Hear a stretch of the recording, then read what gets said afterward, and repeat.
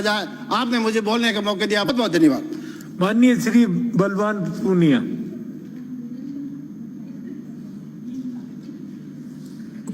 सभापति महोदय, आजादी से पहले जमीन किसकी होगी, जोतने वाले की होगी, इस बात के नारे लगते थे। देश आजाद हुआ, आजादी के बाद एक दशक बाद देश में नारे लगने लग गए कि आजादी झूठी है, देश की जनता भूखी। सभापति महोदय, 1967 में हरित क्रांति हुई, देश के किसान ने अन्न पैदा किया, अन्न खरीदने के लिए सरकार आगे आई, उन्नत खाद बीज ये सारी मदद सरकार ने करी। सभापति महोदय, सरकार ने बैंकों का राष्ट्रीयकरण किया, किसान को सस्ते में कर्ज दिया, सरकारी कंपनियां स्थापित की गई, रशिया की मदद से देश में उन्नत फार्म स्थापित किए गए। 1990 के दशक में आते आते हिंदुस्तान की ताकत ये बन गई थी कि हम खाद्यान्न के बदले इराक से तेल लेने लग गए थे।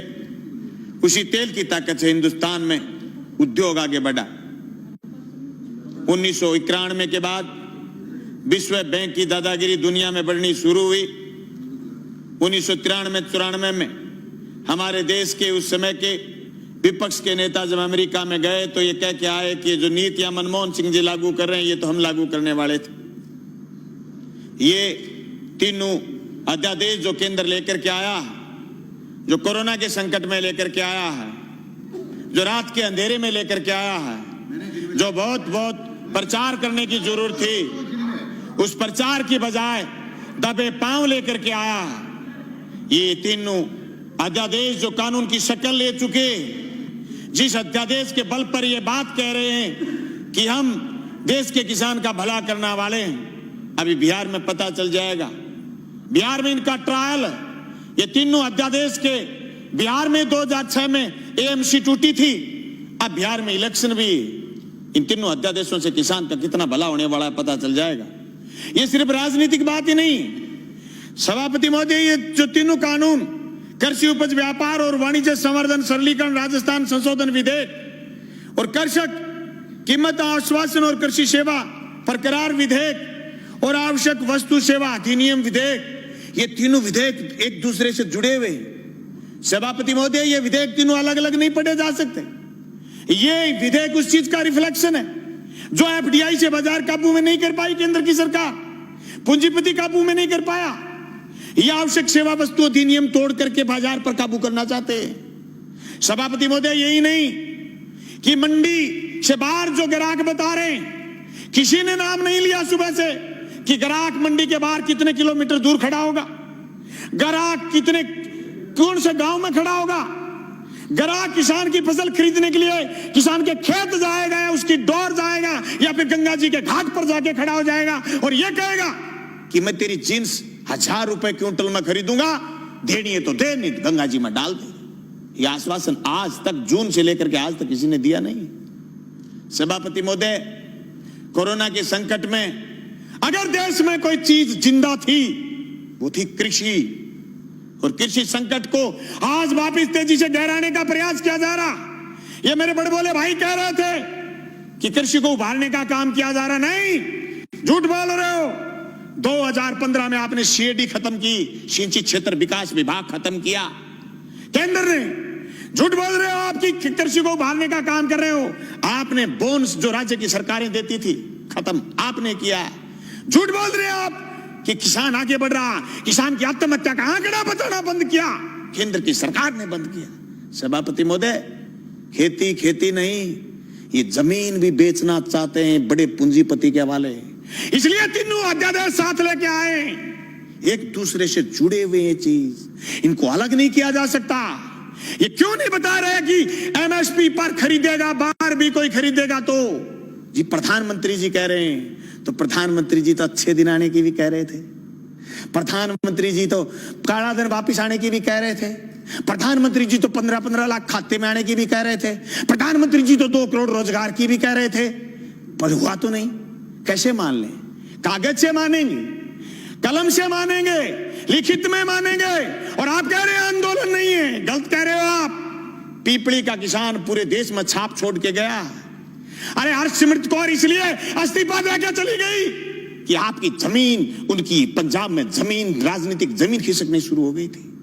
तुम क्या सोचते हो कि राजस्थान में किसान सड़क पर क्यों नहीं आया? आएगा, राजस्थान में भी आएगा। मैं गया था 25 सितंबर को भादरा, मेरे विधानसभा क्षेत्र में 5000 किसान इकट्ठे हुए थे। गंगानगर, हनुमानगढ़ में लोग इकट्ठे हुए थे। अरे राजस्थान में 800 850 मंडियां लगी थी पिछली रबी की फसल तुलाई में, और 30,000 टोकन कटे हुए रह गए। केंद्र की सरकार ने बंद कर दिया था।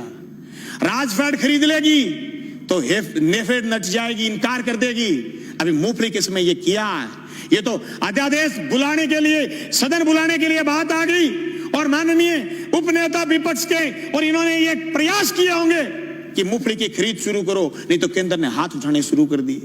सभापति महोदय, इन कानूनों से न सिर्फ बड़े पूंजीपति बल्कि नए सरमाएदार पैदा हो रहे हैं। वो सरमाएदार जो अभी तक सिर्फ ऊर्जा में थे, सिर्फ पावर में थे, सिर्फ दूसरे संसाधनों में थे, वो एयरपोर्ट खरीद रहे थे, वो रेल खरीद रहे थे, वो जमीन पर कब्जा करने के लिए ये कानून केंद्र की सरकार से बनवाने में कामयाब हुए हैं। सभापति महोदय, देश में सिर्फ दाढ़ी बढ़ाने से कोई रविंद्रनाथ टैगोर नहीं हो जाता, सिर्फ इनकलाब बोल देने से भगत सिंह नहीं हो जाता, सिर्फ सत्य की और अहिंसा की बात करने से गांधी नहीं हो जाता। गांधी और टैगोर और भगत सिंह बनने के लिए जो त्याग और बलिदान की जरूरत है, उसकी कमी है आज। उस कमी को हमें स्वीकार करना पड़ेगा। देश के किसान को आगे ले जाने के लिए जो सिर्फ कानून, 3 संशोधन कानून लेके आए, न सिर्फ हम ये कहना चाहते हैं कि कानून ठीक लेके आए हो, लेकिन इस कानून में भी एक चीज हम और चाहते हैं। आप भी ये लाइन लिखते कि एमएसपी से नीचा मंडी में भी खरीद नहीं करी जाएगी,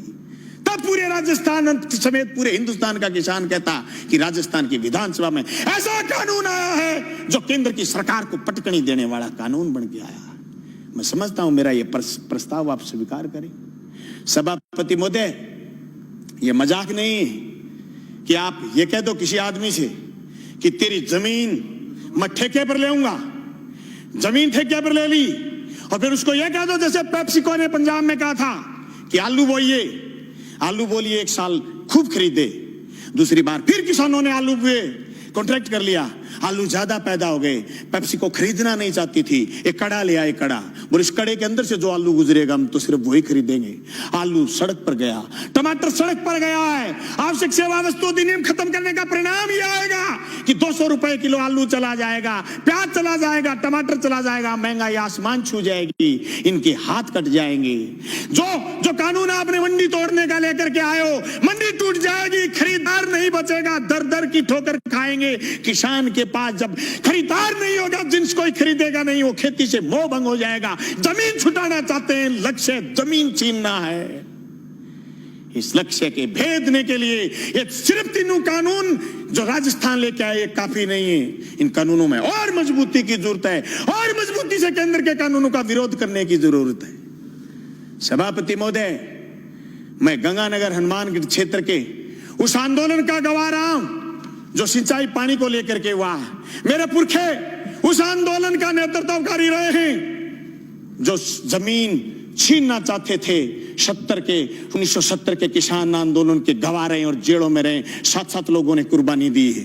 मैं दावे के साथ कहता हूं, केंद्र की उस मंशा को हम कामयाब नहीं होने देंगे। हम जेलों की चक्कियों की रोटी खा खा करके विधानसभा पहुंचे। मजाक नहीं है जो आपके कानून लागू कर दोगे। आप कह रहे हो आंदोलन नहीं है, आंदोलन की बात कर रहे हो, रड़क पार देंगे रड़क, पर तुम्हारे काले कानून किसी भी रूप में लागू नहीं होने देंगे। जमीन उसकी होगी जो जमीन जोतेगा, जमीन उसी की रहेगी जो जमीन जोतेगा। जमीन अदानी और अंबानी की नहीं होगी, मंडी उसी की होगी जो मंडी में काम कर रहा है। मंडी से बाहर दूसरी मंडी का जो सपना आप दिखा रहे हो, ये सबजबाग हम आपका कामयाब नहीं होने देंगे। सभापति महोदय, मैं उस नहरी क्षेत्र का किसान हूं जहां आज से 20 साल पहले सीएडी ने खाड़े बनाए थे।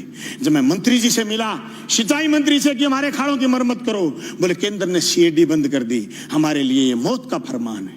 ये तीनों कानून भी मौत के फरमान है। सभापति महोदय, मैं ये कहना चाहता हूं, ये सिर्फ 3 कानून यही नहीं है, भविष्य के कानून और बता रहा हूं। नया बिजली का कानून लेकर के आएगा केंद्र। सारे हिंदुस्तान की पावर अदानी को सौंपने का मन बना रखा है।